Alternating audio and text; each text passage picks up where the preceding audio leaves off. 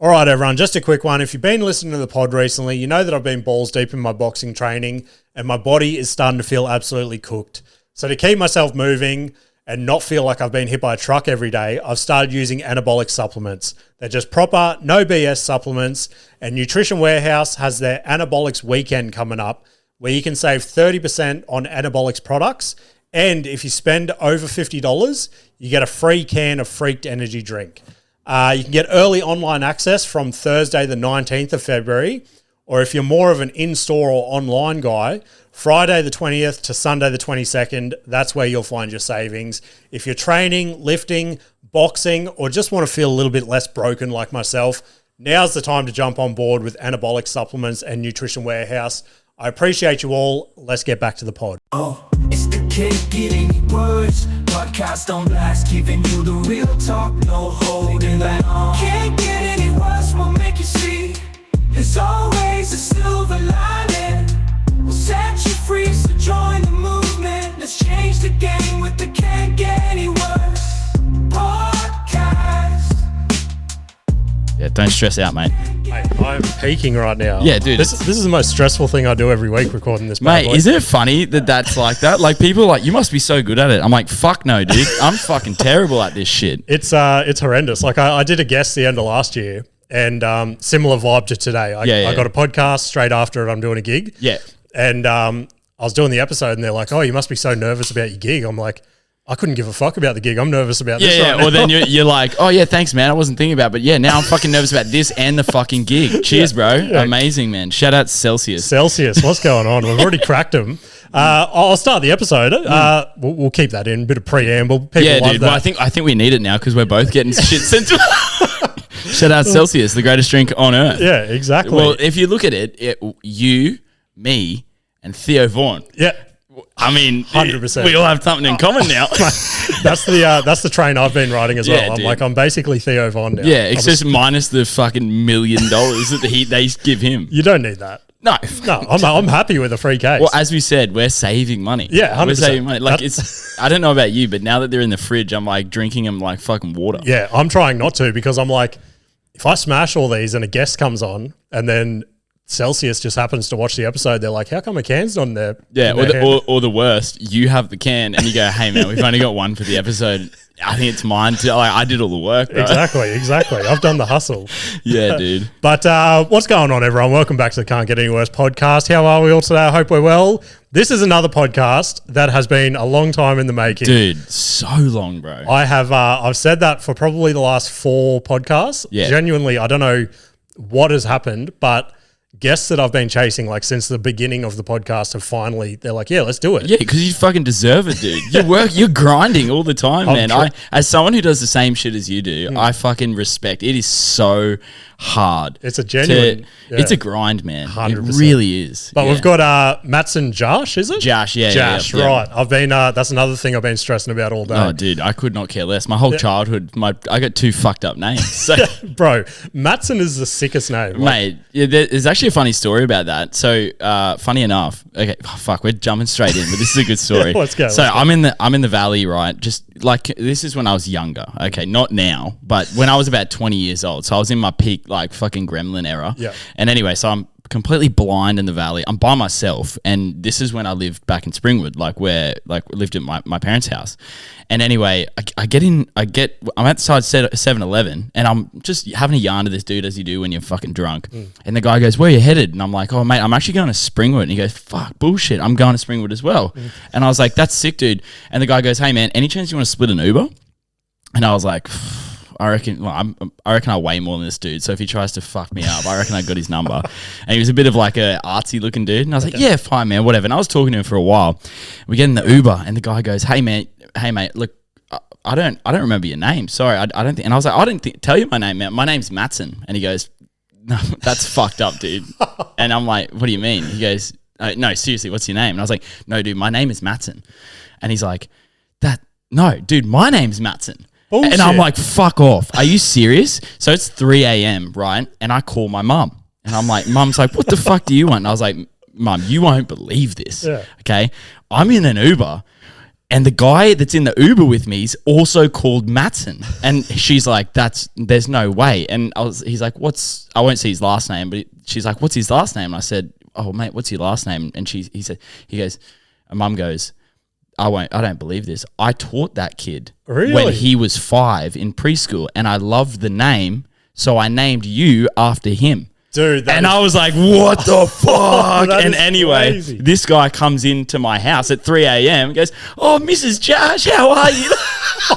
Bro, that is the wildest story. Bro, I could not believe it. Nicest guy. Such a lovely dude. And I was just like, this is wild. Anyway, so that's where my mum got my name from. That's almost like meeting future you in a way. Like it's there was a moment where I was like, thank goodness I wasn't on any illicit substances that night and just alcohol, because I would have been like, hang on 1 second, mate. What the fuck? Yeah, but anyway, that's how I got my name, bro. It is a sick name. I love unique man. names. Like my name's James, and I've hated it my entire life. Like it's just so simple and basic. Jimmy's a cool name. It is, yeah. I fucking love Jimmy. You meet a James and you're like, it's a Jimmy. Yeah. My mum fucking hates Jimmy. Oh, really? So my like cousins and uncles and all that, they used to call me Jimmy all the time because they knew how much it pissed my mum off. And again, kind of a crazy story. Not as crazy as yours. You've already fucking outdone me. Sorry, dude. Yeah, we're 5 minutes in. My bad, bro. Let's end the podcast. Yeah. No, but for the first like maybe year and a half to 2 years of me doing stand-up, I was just James Misson. Yeah. And I've heard a few comedians. You just mentioned before we started that you're in the whole podcasting sphere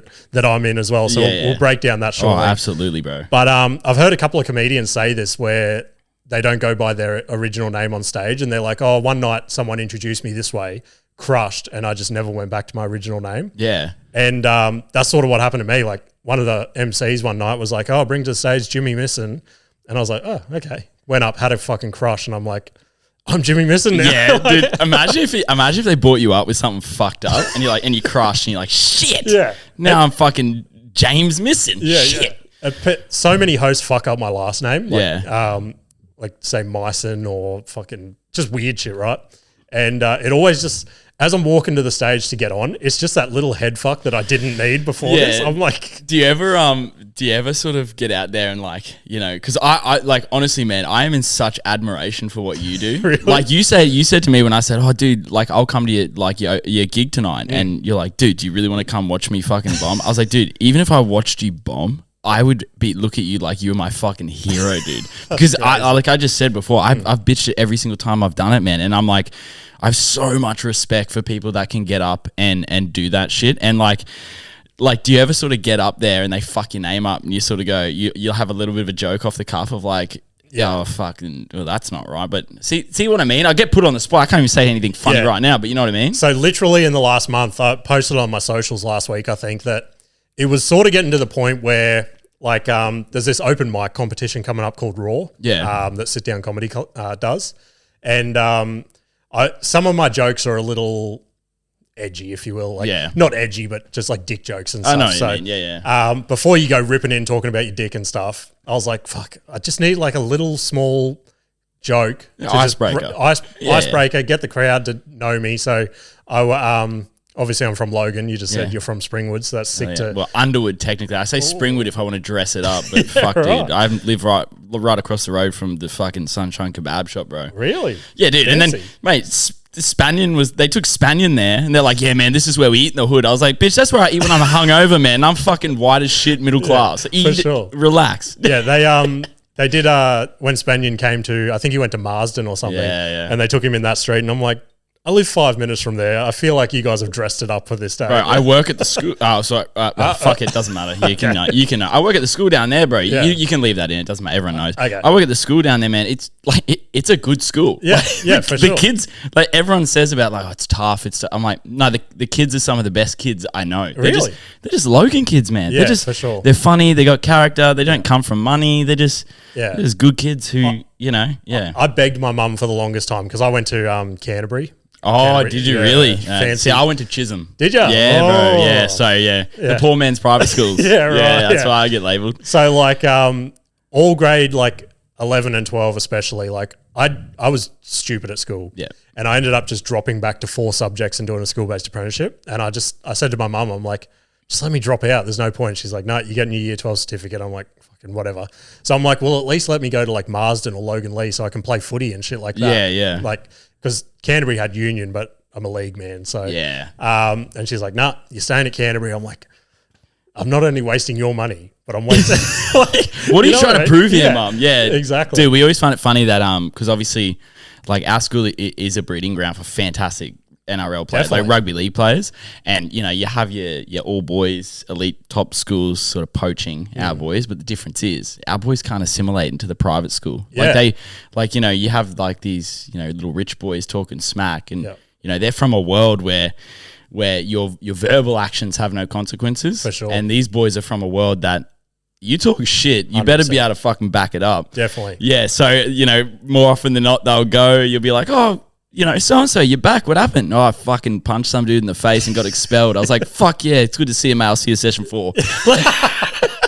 Yeah, the best thing that I did for my child, or my parents did for me for my childhood, is sent me to that fancy private school and shit. So that was all good. It taught me like respect and all that sort of Yeah. stuff, which I get. And then I'd still go and play rugby league with all the Marsden boys, Logan Lee boys, all that sort of shit. And at footy training, I'd be the biggest soft cock there because they're all talking about like stabbing kids in the playground and shit. But then I'd go back to Canterbury the next day and then I'd be the big dog. I'd be like, yeah, I was hanging out with guys that were stabbing each other Yeah, last the night. boy. Yeah. And then you work there and then you hear the stories and you're like, that never happened, bro. Who are you talking about? What are you talking about? You stabbed someone, mate. You cried when I yelled at you. Like, Oh, God. But yeah, back to writing that. Sorry, yeah. That was such a tangent. Yeah, That's what I sorry. love. I love that type of shit. oh, So bro, keep it you and coming. me both, man. Yeah, I just had to write this stupid little joke and I just related it back to Logan. I'm like, oh, my name's Jimmy Misson. I'm from Logan, so that's less of a surname and more of a police description. And I just scribbled that down. I didn't think it was going to get a good laugh. And every time I've done it, it just gets this fucking pop. And I'm like, okay, it must just be that simple, quick joke. The crowd's like, okay. Self-deprecating. Yeah. Yeah. And then I go the next layer and I'm like, the police get on their radio and they're like, suspect is that fat dude with SpongeBob teeth. And I'm like, and then I just do this goofy grin. But Dude, that I can see that nailing. I can see that now. Yeah. Anything, and like I feel like if you can shit on yourself, if you can shit on yourself, and I've found this out by shitting on myself many a time. Excuse me, you can make a lot of people laugh. definitely. It's definitely where I found the most success. Like at the start, I bombed for like, not even joking, the first 12 months, just brutal bombing after bombing. But I just knew like, this is what I want to do. I just got to fucking stick to it. Like you said, you were too nervous to go to your first Mate. gig. I turned around 3 times on the way to my first gig Yeah. and just couldn't do it. It was actually my missus that was like, and fair play. She sort of did the U-turn because she's been with the kids all day. But I said, yeah, Jimmy's doing an open mic tonight, and I'm thinking of tagging along. Maybe not doing it, but just getting the vibe. And she's like, no, you need to go. You should go. I'm sick of you talking about this and then being a pussy at the end. Yep. And I was like, okay, ma'am. That's All right. that's the exact reason I turned around for that first gig, because I jumped on the phone to my wife and I'm like, I can't do it. Like I've had a full fucking meltdown. And she basically said the same thing. She's like, look, don't fucking come home and keep going on for the rest of your life. I'm going to do it. I'm going to do it. She's like, go to the gig and just, even if you go and just watch what happens, then you know what an open mic's about. And I just went around, I sat in the car for like 10 minutes after that call and I'm like, do I go to the gig and bomb, which is going to suck? Or do I go home to my angry wife for not, Which is arguably going to suck more. for not committing to Yeah. fucking this dream that I've always had, Yeah. and then deal with that. So I'm like, I'm going to take option 1. Hell yeah, dude. And because my wife, like she knows me so well. So if I went and then I said, she's like, did you do it? And I said, yeah. She'd go, no, you didn't, you piece of shit. I can see it in your face. I'm like, damn it. Yeah, you're right. I did bitch it. But dude, I will do it. I'm like, and the other thing too is like, and I think like, do you just rock up by yourself? Or do you know a couple people there? Well, yeah, now I sort of know But 'cause pretty it's much a every community. comedian. Yeah, that's you sick. develop this little community, and it's it was a bit weird at the start, and if you do start doing it, you'll probably face this as well. But you'd rock up to some gigs, you'd have a sick time, everyone would be friendly and shit, and then you'd start getting booked on the bigger shows, and some of those comedians were sort of a bit more cold to you, and yeah.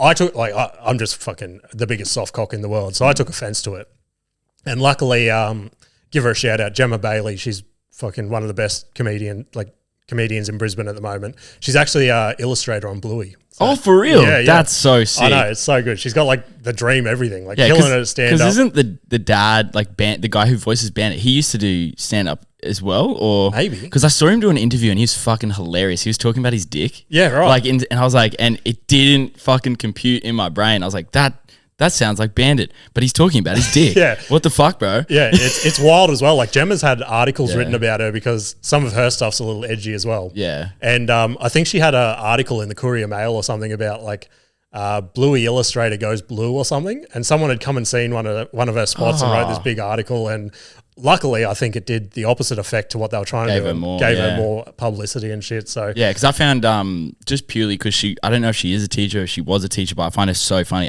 Meg Yeager. Yeah. Dude, she's hilarious. Yeah, 100%. So good. Like I'm an avid follower of her. Yeah. In not a creepy way.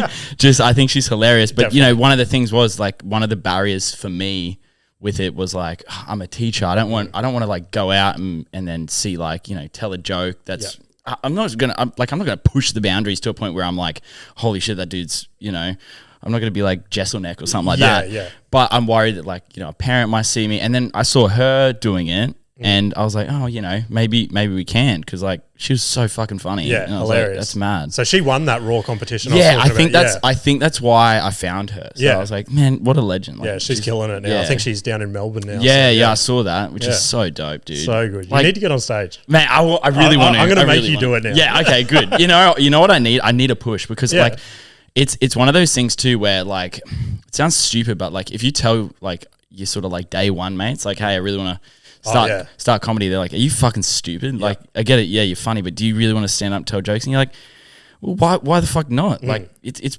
you know, if you can get good at that, but there's so many other things through doing stand-up that you get better at. Like 100%. you could go to a job interview or something like that, and you're like, dude, I eat dicks in front of people every day. You think that this scares me? Like, shut the fuck up. You know? Definitely. No, the podcasting and stand-up, like I am a completely different person to what I was 4 years ago whenever I started. And like everyone I know has said that as well, just the confidence and just the way I speak and shit like that. I didn't tell anyone I was doing stand-up for the first 12 months just because I was, like you said, I was embarrassed, I suppose, of like, what? You're not funny enough to go on stage and shit like that. And I'm like, fucking, I go on job sites every day and I have the whole job site pissing their pants. I'm like, may as well try. Yeah, exactly. Yeah. And it had just been like one of those childhood dreams, if you will. Yeah. And then not podcasting, that came along later, but stand up definitely. I feel like it's a good, like, you hear it all the time, but podcasting is a really great avenue to sort of bounce ideas 100%. Off people. Like I know my podcast, in a way, it is like a little bit serious in that you're talking about like the development of your kids and stuff like that. But I also find that like no one, I don't know, me personally, I don't really want to just listen to like information. I just want to listen to like, I love learning from like someone tells a story about like how the kids shit their pants and they have no clothes and you had to throw all the shitty clothes out, and then you're like, fuck, they shit again. What am I going to do? And then like the crux of that story is, hey, pack a bag, leave it in your car. In case your kids shits themselves, you got a backup plan. Yeah, you know what I mean? Like I learn better from that than just like from like, you know, there's some conversations that I have, and don't get me wrong, they're fantastic, but there's some conversations I have where I'm just like, oh man, this is boring as fuck. And it's boring to be in the conversation, let alone listen to it. And you know what I mean? So I'm exactly the same way. So I reckon, like I said, I was a terrible student at school, and then I stumbled across podcasts in probably like 2010, 2011. Yeah. And I reckon from then to now, I've learned more than I learned at school, just from listening, like Theo. Yeah, he just has this way of talking and asking questions where it's, and I don't mean this in any disrespect, Theo's one of the smartest people on the planet, but he just has this way of asking questions for like dumb people like bro, me. yes. And I'm like, okay, now I get it. Yeah, like, or I feel like he asks questions that, you know, sometimes you're talking to someone, and this is always like, if you're, you know, you're kind of like me in the fact that like I don't consider myself super intelligent. I'm curious and I like to like fucking read Lord of the Rings and shit like that, but I'm not like stereotypically intelligent. So there's some questions that I want to ask that I'm like, fuck, if I ask this question, which is a genuine question, do I seem like 1A, like A, prime example. Am I, yeah, exactly. A, am I taking the piss? Or B, like, is this dude a dumbass? Like, whereas he'll ask a question, I'm like, that is such a dumb fucking awesome question. Yeah. Like, I do want to know that. That is a ludicrous thing to say, but I do want to know that. 100%. Yeah. Like, I don't know if you listened to last week's episode with Fiona Cawley. No, but I saw him. I saw Celsius clip? the Celsius Yeah. clip. So wild, Bro. I reckon I spoke about it on my solo podcast this week. I reckon that's probably the best. And he even said it at the end. He's like, "Thank you for coming in. This has been the funnest episode I've had in the last 2 years." Yeah. And it was good to see him so relaxed with just like a lower level comedian, I suppose Yeah. you'd say, because like he's been crushing it the last 2 years with Mate. politicians and fucking actors and Yeah, and sometimes you're just like, bro, chill. Yeah. Like, you don't need to do all this. 100%. Like, you can dial it back. Like, sometimes you want that up and coming sort of comedians. You know, one thing that's kind of like, I guess, tough is like, I'm a massive like Segura fan.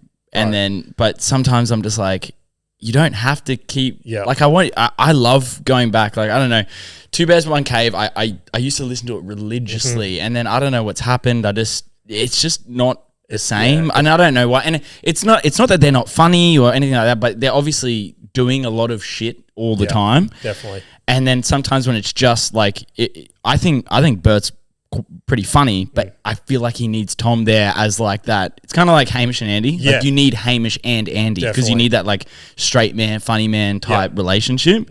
And when one's there and it's not like the you know, down the line guy, it's very scattered. Yeah. And so So Segura's my goat. Bro, funny, dude. He's been like my biggest inspiration the entire Yeah. time. Just because I feel like when I first stumbled across him, like when he first did Rogan back in the day, and he was like fat dude with just balding hair and yeah, stuff. this was back when he was doing it at his like house. Yeah. I remember he was like one of the first guests, dude. Yeah.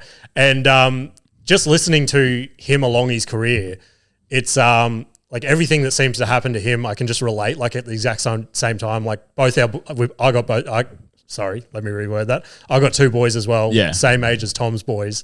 And I don't know if you listen to your mum's house podcast, dude. Yeah, some of the stories he has is so fucking funny, man. The toilet water one, where he said, "Bird, do you want some water?"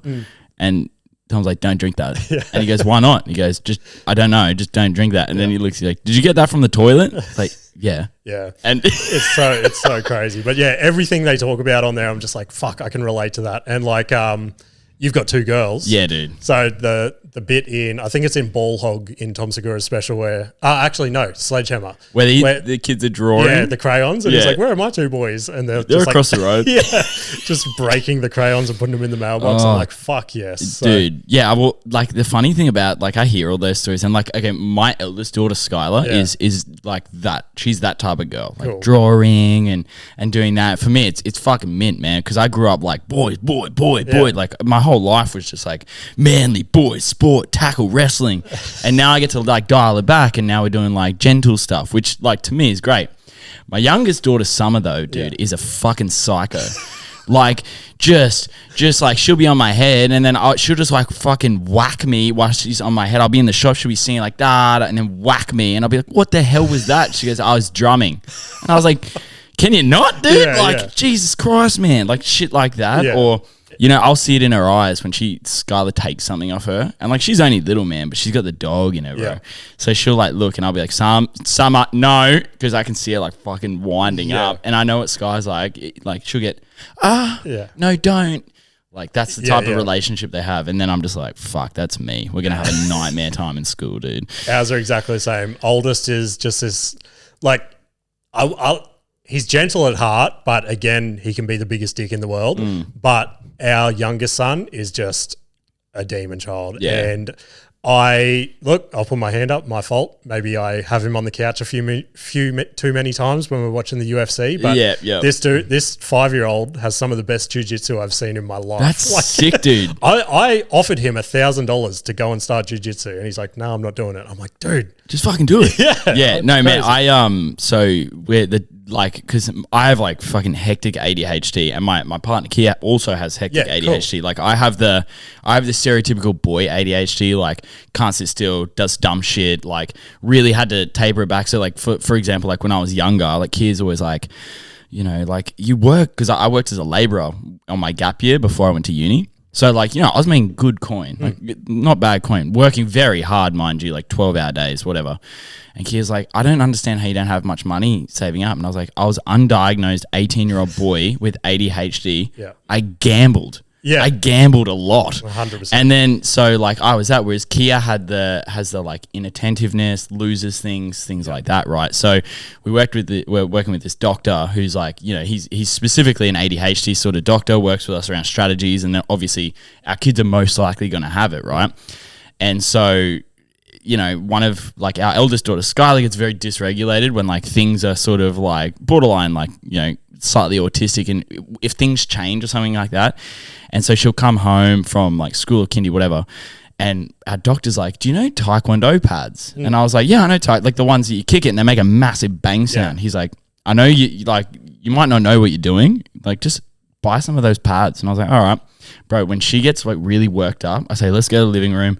We'll just hit the pads. And I mean, she's like slapping and she's there's no form. Yeah. But the bang of the pads, bro, you get her to slap the pads for like 5 minutes. She is a completely different person. Yeah, and I'm sick. Like, to Kia, I'm like, maybe we're onto something. Like maybe we do need to get her into some sort of, you know, not to sound like fucking Andrew Tate here, but like maybe you do. It is a good thing to get them into some sort of martial art. And like I was talking to my friend Reese McLaren, who's like, he used to be like in one championship. He was with UAE Warriors. He's gunning for the UFC. The dude's a freak. He's such a mad dog. Is that Reese Lightning? Yes, Reese Lightning. Yeah. So we just did a shoot with him for like, we're doing like a little mini doco on him with my mate Paddy, who's a videographer. It's sick. It's going to be super cool. But anyway, and he was telling me that he got his daughter into jiu-jitsu and stuff like that. And he goes, mate, it's like, you know, I don't say this just because I'm a fighter. I say this it's just good. Yeah. Like it's really good. So I really do want to get her into it. It's just the fact that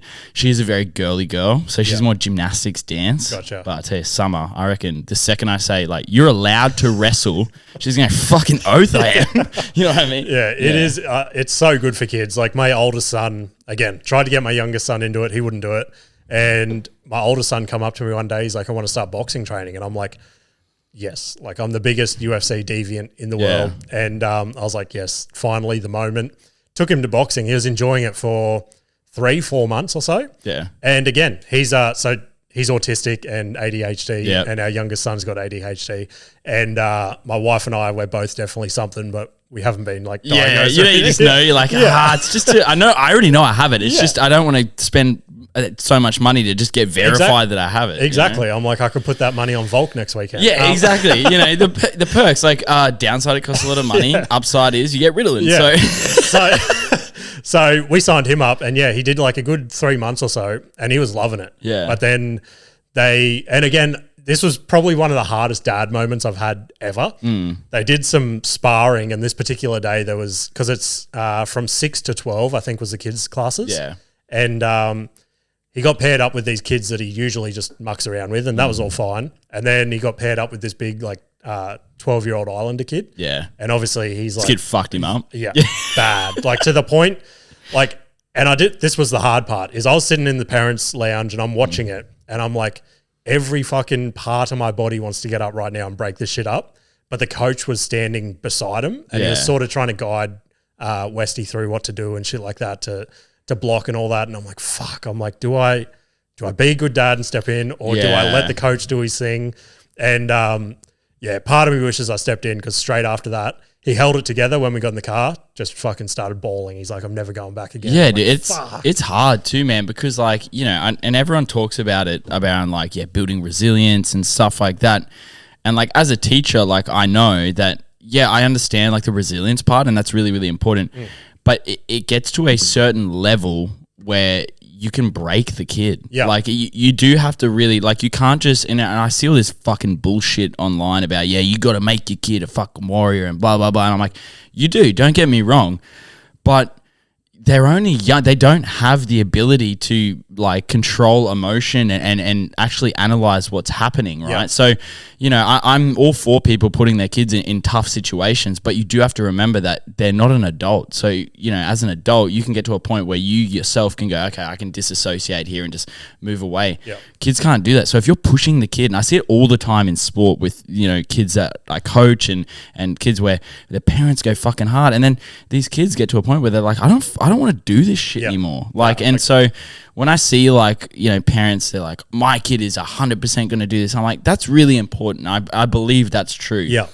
But you also need to be be careful of how much you do push your kid. Like, because if they're not enjoying it, and like, you know, odds are, you know, he's going to see the benefits of it and want to go back eventually. Yeah. But then, you know, you did the right thing, I think, in letting him have that break, because a lot of parents don't. And then the kid gets to this point where they despise like those sorts of things. And they actually get to a point where they don't want to try new shit because they're worried that, one, you're going to push them too much, and two, that they're just going to get to that point again where they break. Yeah, you know? definitely. It was such a tough moment to just go, okay, I think, because again, the other flip of the coin, this is probably not the most appropriate dad thing to say, but I think he needed it. Like I said, he's a very, he just has these outbursts and stuff. And like I said, he's autistic, but it's kind of irritating that like, he's very good at masking and shit like that. Yeah. So when he first got diagnosed, everyone, much like when I started stand-up, everyone's like, you're not going to do stand-up. Everyone was like, he's not autistic. And then it's like, you don't see him when you guys go. And it's just fucking a handful. And then it was like, okay, I think he needs this. Because I said that to him. I'm like, if you go to school in like high school and you start mouthing off like this to one of the bigger kids, they're going to punch you in the face. He's like, I don't care. She's like, actions have consequences, man. Like, unfortunately, not everyone is like that. But I think, mate, I think that's a really good, on your part, like that's really good in the way that like you can identify. Like, so, you know, with my experience, the worst thing you can see is when, like with you have sort of the opposite. People say, no, I don't think he does. And you're like, I think he does. I can accept that and there's nothing wrong with that. But a lot of parents really go, no, my kid doesn't. And it honestly, it's to their detriment, man. Like 100%. If a parent can't accept it, and I don't know whether it's like because as a parent, you've done nothing wrong. Like it's not, you haven't given them autism. Like, oh, well, I mean, my kid's probably inherited it from me. But you haven't like, you know, fucked them up. Like it's just a thing. And if you sit there and go, no, and you delay that, and then they get to high school and they haven't gotten any support or any ways to like, you know, deal with it.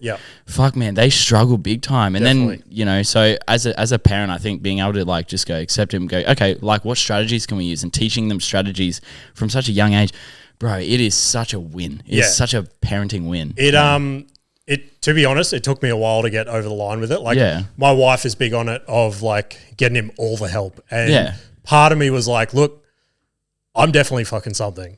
But I almost like, I don't know, it's weird to say, but I almost learned how to use it to my advantage growing up. Likewise, bro. It's just, when people say like, oh, you got ADHD, I was like, well, nah, no, it's not a bad thing. I can do seriously crazy things because I get fixated on it. And the other thing is, dude, I'm a menace at trivia because I'm fucking autistic as shit. You put me in Pokemon trivia, dude, I don't lose, bro. So like, you know, I view it as a superpower too, but unfortunately, like, I think some people are ingrained to see it as like a negative. Definitely. Like, and I understand parts of their view as well. Absolutely. Like when he first got diagnosed and stuff, a big part of it was speech delay. So we'd go to speech therapists and stuff, and usually my wife just takes them and stuff. And I had to go to a couple of sessions, and some of the stuff they were doing, it was frustrating the fuck out of me, because I was like, okay, speech therapist, he's going there to learn how to talk and stuff like that. And the whole session was just giving him an iPad and letting him point. So if he wants a glass of water, you just tap the glass of water. And I'm like, wait a minute, aren't we trying to get him to talk? He's just going to rely on this iPad. And like, I get it. There's parents out there that have to do that and stuff. But I'm like, this kid calls me a dickhead to my face. I know he can ask for a glass of water. You're full of shit. Sitting there tapping his iPad, just looking at you like, hey, dickhead. Exactly. And I was just like, so there's moments like that where I'm on the other side of the fence, and I'm like, yeah, I get it. But so we're just trying to find that fine line of like, what's too much, what's not enough. Yeah, hell yeah, man. And that's the thing. You don't have to go 100%. You could tether it back to like, you know, for example, like Skylar, like she's very clumsy. She was very clumsy. Like, lucky enough, you know, we went to see an OT, and I was that guy too. I was like, my daughter does not need to go see an OT. Like, have you seen me play sport? Okay, I know how to fucking run. And she goes, yeah. Kia's like, yeah, but have you seen me play sport? And I'm just like, you've tainted my genes. Like, yeah, she might get a fucking ATAR 99, but she's not going to be able to catch a ball. How dare you? But you know, went to an OT, and you know, one thing we did is, because we jumped on it early, and the OT's like, you know, one thing I think is a great idea for her is doing gymnastics. Bro, I put Skylar into gymnastics. She's done gymnastics for 2 years, and she's done a full 360, man. Like, cool. Really, like, just spatially aware now. Still does dumb shit. Like I saw her, she walked into the screen door the other day. I thought it was fucking hilarious, bro. But like shit like that. But she's not bumping into things, and you know, I don't think if it was up to me, I wouldn't have done any of that shit because my pride would have got in the way. Yeah, definitely. Yeah, so it is a tough one with like when it's your own kids. Yeah, like I think the toughest thing, and I see it all the time with teachers, is like, you know, they'll be more than like open to sort of having a conversation with a parent about like a kid who's struggling with something, but when it comes to their kid, they're like, no, not my kid. Yeah, and you're like, well, you're not perfect either. Like you think about it, like you said, like I think our generation, well, not our generation, we were probably like medicated and stuff like that, but a lot of people sort of masked a lot. Like I know I masked the whole way through high school, man. I was masking the fact that I could never concentrate. Yeah, I was exactly the same way. Like my parents would be like, how the fuck can you concentrate while listening? Because I used to listen to like Bullet for My Valentine and things like that when I'd study for math. Yeah, right. And the reason was because if the music was so fucking loud in my ears, I wouldn't like deviate my attention. You're fucking speaking my... Yeah, exactly. So my parents would be like, what are you doing? And I'm like, I'm studying. Like, leave me alone. Yeah. You know? That was the big thing for getting into podcasts is like, if you see me during the day, I've always got my AirPods in and I'm just listening to something, just because if I don't have something in my ears, I'm all over the shop. I'm like, oh, what can I do? Yeah, Like, dude, my Kia, my missus, she once was like, because I get a little bit agitated when too much noise, like the most fucking like I'll be in a room, I'm like, dude, it's fucking so noisy in here, I can't think, and everyone's like, dude, what is wrong with you? And anyway, one day I was just really irritated, and I was like, fuck, what am I doing? Like, I hate this. And then anyway, Kia's like, go get my AirPods, because she's got the noise cancelling AirPods, and she's like, just put these on, and she turned on the noise cancelling, and I was like, dude, this is amazing. It's so what good. the fuck's going on? Like, and then all of a sudden, like now I'm just like I'm like, okay, all right, maybe the tism is risen in me, bro. Bro, there's like, I've only stumbled across these like the last 6 months or so, but there's like these particular TikToks where you can go on and they almost give you like this little trip. And it's just, I don't know how they do it, but it's like, takes you on this journey and it starts playing in here and then it sounds like it's rolling goes around your head. It's so wild. And I'll just sit there. I'll be like, this is incredible. Dude, and like it's really funny because I can't remember who it was, a comedian, right? And I think you'll appreciate this, man, because you know, sometimes, well, a lot of the times like comedians get like writer's block, like you like, you know, things, and I hate the fact that I can't remember the comedian who said it, but they said, the thing that I do when I have writer's block is I find something that I think is fucking ridiculous and I go do it. Yep. So like one of the guys, he said, you know, I think, and no matter what people, I don't know, there's probably benefits to it. There's not, I don't know. I'm not into this, but they're like, I think breathwork's fucking ridiculous. Like it's the dumbest shit ever. Like people like pulsating and shit on the ground. And he said, so I went and did a breathwork class, and he goes, doesn't fucking work. But I tell you what, I was watching everyone else do it, and he's like, I had so much material after that, and I get that. So like 100%. Now with like my parenting stories, you know, I'm usually like, oh, I don't want to do that. I don't want to do this. Like you go to like a fucking run club for dads or something like that, and I'm like, okay, I got writer's block for funny parenting stories. Let's go do some dumb shit as a dad. Yeah, definitely. So you'll go to a run club and you'll be like, there's people here who are like comparing their fucking prams with each other like they're cars. And I'm like, you know, you start writing down ideas and stuff like that. And I'm like, that's such a good concept. For like, sure. You know, you do those like, and then, you know, worst case scenario, you do one of those dumb things like, you know, those meditation things. Yeah. And you go, actually, this fucking rules, bro. 100%. I'm going to do this every day. Yeah. It is crazy. Just because, obviously, this has infatuated me that you want to try stand up and all that. I didn't think this was where this was going to go, but let's fucking stick on it. Yeah, hell yeah. So have you started writing bits and stuff? Dude, like when stuff like that bro, happens? I have a fucking full notebook of premises, bits. That's good. Dude, sometimes I'll stay up and, you know, if I don't feel like editing or something like that, I'll sort of like flesh out just like a premise. And then, but the thing is like, you have to do the material to flesh it out properly. So I can flesh it out to a point where I think it's funny. Yep. And you know, but you almost need that interaction. Yeah. Like, so Yeah, dude, I fucking really wanted. Like, he was like, "What bits would you do?" And I was like, "Well, I've got like 10 bits that I'm thinking of." I reckon I could do an hour. Yeah, well, the thing is, I know I'm not that, because I know as soon as if I bomb the first joke and I'm like, "Shit, dude, I got 55 minutes up here just eating dicks." But yeah, so like sometimes I sort of do like the G-rated riffs on like parenting stuff. Like the muesli bar story is a good one where I fucking ate. Scarlett gave me a muesli bar and I ate it because I thought it was fucking her leftovers, and I was like, "Oh, that's where'd you get the muesli bar from?" She goes, "I don't know, I just found it." I was like, "You fucking serious?" Oh, so gross. Yeah, so like shit like that, and then there's like a couple others around, but a lot of mine are like parenting, because I think, you know, I've got, obviously that's the thing that I focus on, but you know, I've got, dude, I had this one bit. This is actually a funny story, man. So probably like Scarlett was born, so she was about 1 year old, and then that was when I really was like, I'm going to do this. Like, my daughter's born. I'm doing all this new shit. I need to go. So what I did was I used to have a long drive to work. So in order to practice, I would set my phone up and I'd be driving and I'd be working on bits in the car. Sick. Yeah, it's sick until you listen back to it and you're like, dude, that is so shit, bro. Like, I had this bit about my iPhone listening to me and I was like, oh, that's not bad. And then, you know, so what I do is I say it on the way to the work and then I listen to it back after like 6 hours of being at school. And then I listen to it back and I'll get halfway through it. I'm like, this is fucking garbage, dude. What the hell, man? It's like when you'd set your phone up when you were younger and see if you could sing and you're like, dude, yes. You're like starting the window. You're like, yeah, fuck this, man. Yeah, 100%. Oh, bro. But it's, you just got to push through it, because I was the same way. Before I even went to that first gig, I wrote for like, I don't know, a year, even more than a year. And I thought I had gold. I'm like, this is all going to be hilarious. Yeah. And then I started to do it and it was just dog shit. And I was like, and like you said, you need that crowd reaction to just go, okay, there's at least something there. So let's keep chipping away at it. Yeah. And like, you know, the other thing too is like the way I speak and stuff like that, like I'm really emotive when I speak. So obviously when you're doing a bit, like you want to incorporate that too. And the only way you can sort of do that is when you do it with a crowd, like, you know, the facial expressions, you know, things like that. Because if you think, I think about like the way that I sort of riff with like my mates at work, like, you know, when you get on a bit of a roll, like you feel like you can't miss, like every joke is just like bang, bang, but you realize it's just like, it's really high energy.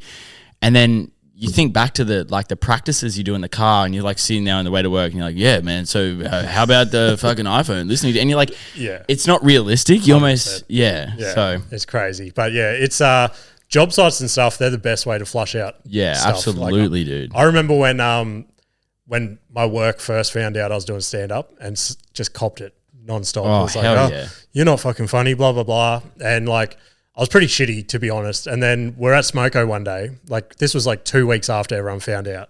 And this is after making them laugh for fucking years and years. And I'm like, okay. And then one of my mates goes, oh, why don't you tell them what happened to you on the jet ski? And I fucking just started this story that actually happened.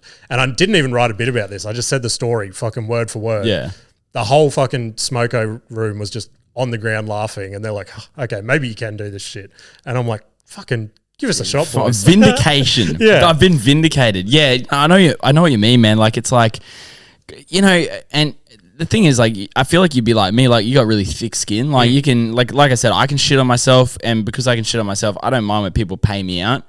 But if something means a lot to you, definitely, you can, you know, you obviously, you know, like, for example, if you're riffing with a mate, you're fucking up, like you're saying shit about them and then they're saying shit about you, but they hit you in a spot where you're like, oh, and I know they don't mean it, but then you're like, you sort of have to go a little bit more introspective and be like, why does that hurt me? And then you're like, it hurts me because I know, like, this means a lot to me. Like, 100%. You know, if someone said, like, I always, like, I remember when I started my first podcast, it was called Inner City Hermit, and it was just fucking the standard. Like, some dude called me like, why do we need to listen to Joe Rogan from Logan? Like, literally someone said that. And I was like, how does a fucking YouTube comment more funny than my whole 30-minute fucking thing about, like, you know, traveling to Bali or whatever? And I was trying to riff. It was the whole thing was like me riffing or talking to other people. And, you know, there was some gold in there. There was one, like, story about, like, fucking vomit undies, which I actually put into a little bit of a bit, which is hilarious, bro. Yeah. But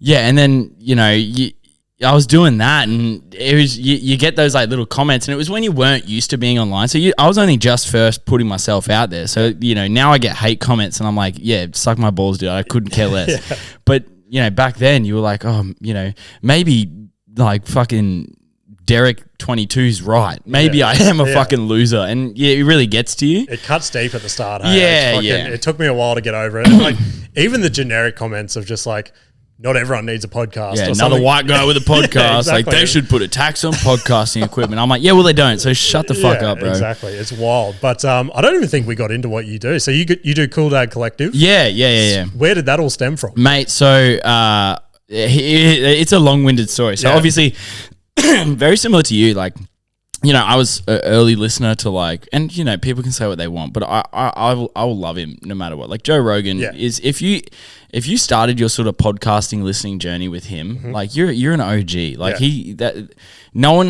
and I know people have their thoughts on it now, but it wasn't what it is now. Like 10 years ago. Definitely. You know what I mean? It used to be just an underground comedy thing, and that's what I used to love about it, you know? So I've had a heap of like lulls in the podcast and like just moments where I'm like, fucking, I'm just going to give up. And one day, this was like around like episode 50 or something, I just went back and I put episode 1 of the Joe Rogan Experience on. Yeah. The first 15 minutes is him and Red Band just trying to set up a camera and shit. And I'm like... And this is the biggest podcast in the... Like this shit right here, two dudes who have no idea, that got the new president elected. Exactly. Like, and they like the first like 100 episodes or something that have like snowflakes falling on the screen. Yeah. And it's like... What the fuck? And then that's when you think about like, all this shit that I've got on here. And I say that to people. I'm like, you guys got to remember, I've been doing this for 10 years. Like and I'm not saying that like I'm at a point where like this is what I do, but gradually you collect things like, the equipment and you get to a point where you can, set up like your studio. And anyway, so I started a podcast called Inner City Hermit. And once again, Kia, who is like, to me, I'm a fucking... like just a bit of a loser in terms of, no, I don't mean that like I am, but like, if I'm very lucky that Kia is so supportive in all these dumb dreams that I have. Like she's like, no, you should start a podcast. No, you should try and do social media. And so she's been unbelievable with me and probably is the reason I haven't, given up on all this stuff. But I started Inner City Hermit, which was fantastic. And I always say to people like, whenever something fails, you learn from it, right? So, I used to do interviews and that's where I learned how to interview people. Like, because Kia used to say to me, she goes, one thing you need to work on is you talk over your guest every so often. And it's an ADHD thing. Like you want to jump in all the time. That's why I love talking to people like yourself who have it, because I can see when you want to jump in. I can read that, right? But whereas like when you're talking to someone who isn't like that, your first instinct is to talk over them because they're not talking. You're like, can you jump in? Like, you know what I mean? You're probably looking at me right now thinking I have Tourette's or something because I keep nodding my head. Bro, and I'm the same. Yeah. Because I only started doing guests again maybe in November. And the first couple of guests back, I realized like every time they'd say something, I'd be like, yep. And I'd just listen back to it and I'd be like, shut the fuck up. Yeah, you don't have to say shit. You don't have to agree with everything they say. So, I learned that. I learned how to, talk and snip up content slightly. Like my content back then was really shit. And then I took a break from that because Skylar, like that's when Kia and we had because Kia's got quite bad endometriosis and adenomyosis. So we pretty much were told like if you want to have kids, you got to have them now. We got told that at 25, right? Yeah, so our plan was to have kids at 30, but we had to 25. So all that was very stressful. So we sort of put the whole podcast thing on hold. But during COVID, as everyone did, everyone was online, and I started like fucking ripping Pokemon cards, like just opening packs, and that's where I got this sort of like, I guess I felt I got more confident in front of the camera because you're talking to the camera and things like that. So I did that for a while,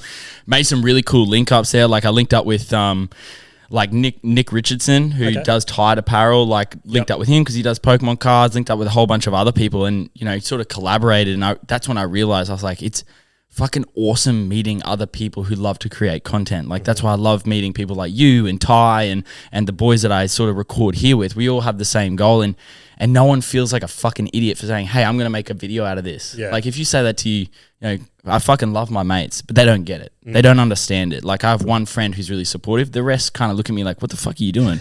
And I get that. That's fine.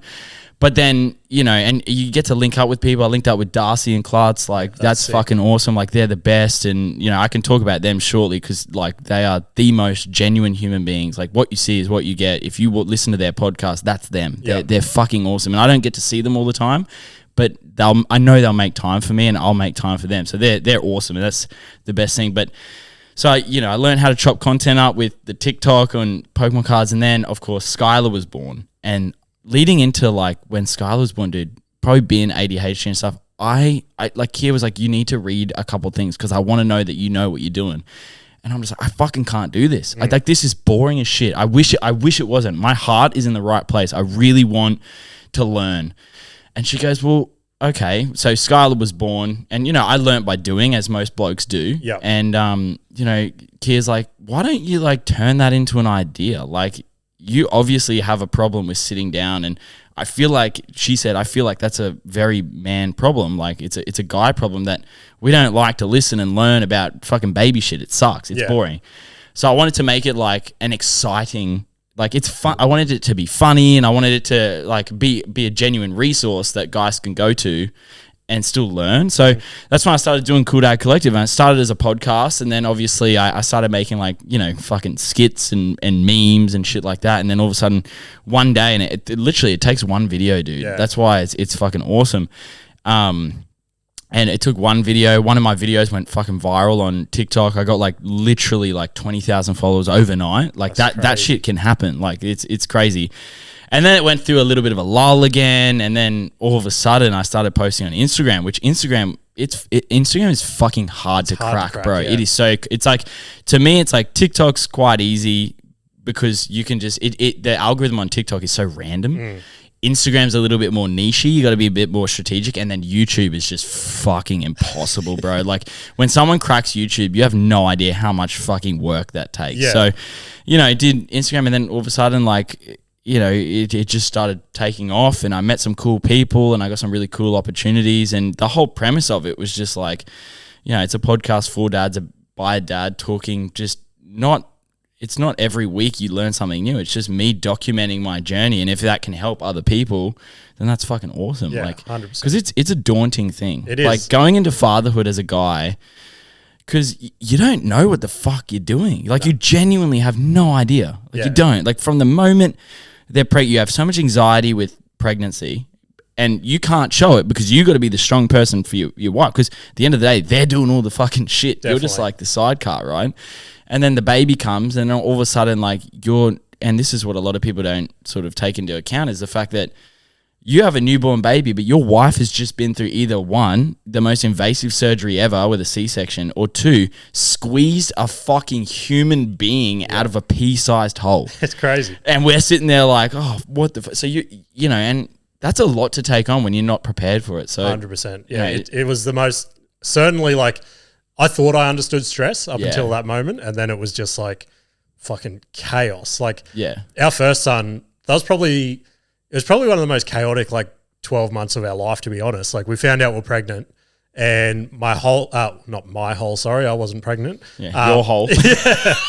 My wife's whole pregnancy, she had hyperemesis, which is extreme morning sickness, all day, every day. Yeah. Like we'd be going to baby shops to look at stuff, and she'd be like throwing up in her handbag, and I'd be like, okay, time to go home. And you're sitting there like, I feel fine. Yeah. Now I need a shit, damn it. Yeah. 100%. And then at the exact same time, her mum got diagnosed with breast cancer. Oh, fuck. So she was trying to be there for her mum, and she's throwing up nonstop and shit. And it was it was fucking crazy. And at the same time, I'm like, I don't know what I'm doing. Yeah. And that's the thing too. And I think one of the things too, and if I'm honest, like as a teacher, and if you're honest about men and like being a man, I feel like when you hear about situations about, it's very rarely an absent mum. Yeah. Like it's very rarely an absent mum.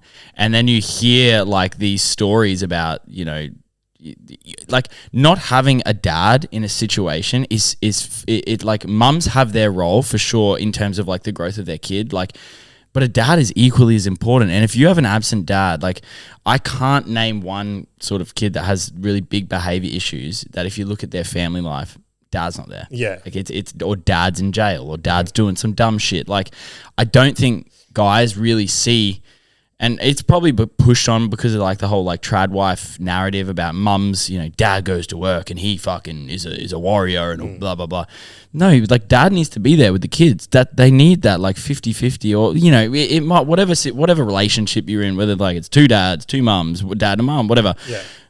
that two-parent relationship is really important, and whether it's co-parented, whether they're together, whatever, it's so important, man. And as a dad, like, if I can at least promote that, hey, it's fucking cool to be a dad. Like, you have so much responsibility, and you know, I think, like, I saw this thing the other day about how, like, you know, I think people sort of look at parenting like it's such a chore, and I'm like, yeah, but like, doing hard things is good. Like, being a parent's fucking hard. Like, you think about, like, you know, doing the stuff with your son and that moment where your son's getting the shit beat out of him and you're sitting there like, what the fuck do I do? Like, that's hard shit. Definitely. And a lot of people are sort of hard shit averse. Like, they don't want to do hard shit. Like, for example, me, like, wanting to get up and do stand up, like not wanting to do that's hard. It's a hard thing to do. And I think if we're averse to doing hard things, then, you know, issues happen. And I think if it, like, dads are absent, you know, you have issues in the kids. So 100%. It's a big thing about being a dad. Means you got to man up and be there, even on the tough days. Like, you got to fucking motor through it. And I know it's tough, and I know, like, you know, mental health is tough and all that sort of shit, but there's days where we just got to fucking get through it, man. Definitely. And I think if we can sort of, like, if I can create a community that does that, then that's amazing, you know? Yeah, I think you've done that well. And, like, to be honest, when I first saw your stuff start to come up on my feed and stuff, like, and I think I might have even heard you say this in one of your podcasts at one stage, a lot of the stuff I was seeing on socials, it seemed to be like, and I think you were trying to do it for the algorithm, it was like the safer sort of stuff. Yeah. And then I started listening to your podcast and I'm like, okay, this guy does swear and he's a normal fucking person. Yeah, and like that. And that was a lesson I had to learn, you know, because I was doing the whole polish stuff. Yeah. And it was actually, once again, it was my partner. She goes, I get what you're doing, and it is safe. It, like, safe. And if you look at anyone, you know, any big personality on a podcast, they're not safe. Like, being safe isn't that great. Like, being safe isn't being genuine. So if I'm being genuine, I probably do need to swear. I need to be a bit more of myself. And I think I've really started to hone in on that. And it's really, like, if I can sort of, and, you know, you could probably attest to this as well. Anyone who's wanting to make content, like, just be genuinely yourself. Like, learn to talk to the camera as if you're talking to a mate or something like that. And it makes these conversations so much better, right? Like, because imagine if I was here and I was like, oh, I need to be careful that I don't say fuck, and I need to make sure I don't refer to the fact that I, like, drink, or, you know, that I was a fucking gremlin when I was, you know, that's boring as fuck. Definitely. Like, no one wants to listen to a person like that. Yeah, no, it was good to, click on one of your podcasts and then just hear, like, your natural flow. And I was like, okay. He is super relatable. Yeah, that's it, man. Like, I'd be watching your clips and I'd be like, my son just threw a fucking shoe at my head or something and called me a dickhead. And I'd be like, guess I'm in this boat alone. And then I listen to your stuff and I'm like, okay, sweet. Yeah, exactly. And going out there like I said, like, that's something you learn. Like, I learned very early on that I'm like, what am I doing? Like, this is, I'm literally being the thing that I hate being. Like, this is a facade of my parenting. Like, I'm just talking about the good shit. You don't learn from the good shit. Yeah. Like, no one ever, like, listens to, like, a really positive, like, you know, you listen to a mate who's like, yeah, my child sleeps very well. We've sleep trained them. It's like, you sit there, you're like, shut the fuck up, dude. Can you tell me, like, how you went to sleep on, how you went to work on 2 hours sleep and wanted to, like, bury someone there? Definitely. Like, that's more relatable to me. You 100%. know what I mean? So it's, it's good to see, and it's good to hear another dad's perspective. I definitely relate to it because, a lot of the podcast is now turned into, and I even had, like, this is another comment that I kind of took to heart. Like, halfway through last year, I just started sending some random DMs to some, I think I put a story up and I'm like, how many of these followers actually listen to the podcast? And then everyone that said yes, I sort of shot them a message and I'm like, just trying to get some, like, data, I suppose. Yeah. Like, what do you think of the podcast? What do you think I could do better? Blah, blah, blah. And one or two dudes replied and they're like, oh, like, we're having fun, but the whole thing's just about your kids and stuff now. And I was like, that's my life. That's your life. That's what you do. That's exactly right. Like, you know, unfortunately, when you become a parent, yes, like, a lot of my life and a lot of your life and anyone with kids, a lot of your life is spent with your kids. So a lot of the stories you have are based on your kids. And I think, you know, I feel like that's when your audience starts to mature a bit in terms of, like, you know, no one's going to listen to me because they don't, like, if they don't have kids, like, or if they're not expecting a kid. And, like, you know, but in saying that, you will also find the audience that you have will grow in a different way. Definitely. Like, you know what I mean? You'll have an audience that relates more to you, which when you think about niches and stuff like that, that's way more beneficial than some dude being like, no, we need more jokes about dicks, brother. Like, which are very funny. But if you're sitting there just like, no, Jimmy, I only want cock jokes, man. Yeah. I just want to hear about big throbbing cocks. Please just keep talking about cocks.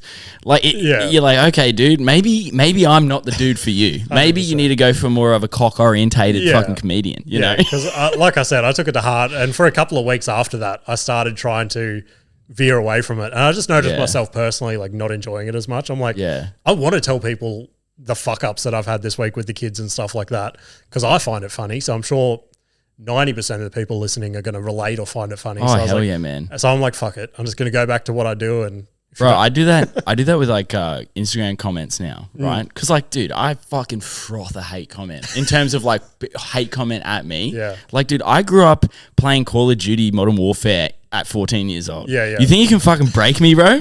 Like, get the fuck out of here. Yeah. So like now, like I used to respond to like comments in like constructive ways. Nah, dude. Now I'll just, if I've had a shit day, I don't care. Like Susie22, you're fucking copping it, dude. You think I'm I got one comment the other day. It was like, oh, well, if you can't, if this is such a problem, you're obviously a shitty parent. And then I just was like, I can't even remember what I said, but I was like, nah, you're gonna get genuinely me here. Yeah. Like if you're gonna say that, you're gonna cop it back. And I know this could be a fake account, but I don't give a shit. Yeah, like you're gonna cop it, and like more often than not, you know, it's funny. It builds engagement. I'll have someone message me, be like, dude, this was the funniest roast I've ever seen. Like, and then I'm like, oh, okay, cool. So that's way better than me being like, oh, I appreciate your feedback, man. I'll take it on board, man. Yeah, no, definitely. Yeah. I've started to learn that as well. I mean, I get fuck all comments, but it is what when it you is. Get one, man, you're just like, let's go. You just start comment farming. You're like, if I can get this dude to reply to me 8 times, we're going to jump into the algorithm here. That's what I got to do. Hey, we might finish up with, so podcast is called Can't Get Any Worse Podcast. Yep. I like to ask the guests, do you have a moment that you can remember? It can be with your kids. It can be a shitty day at work or anything. Yep.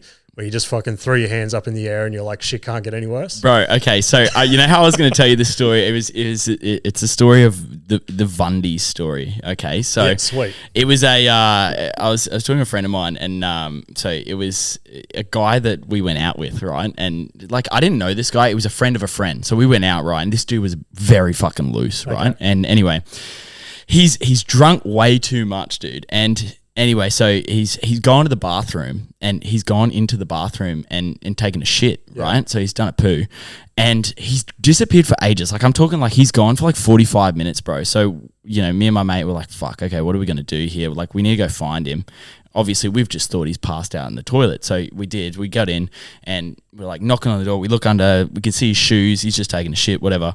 And anyway, my mate's like, oh no, I think he's vomited. And we're like, oh, fuck, okay. And I'm like to my mate, I was like, because he's looking over the top and I'm looking below. He says, oh no, dude, he's like, I'm talking when his pants are down his ankles, he's taken a shit and then vomited into his undies, bro, into his undies. Yeah. And then he's gone, and then he's just passed out. So he's just like, I can't enact it, but he's just hanging there out.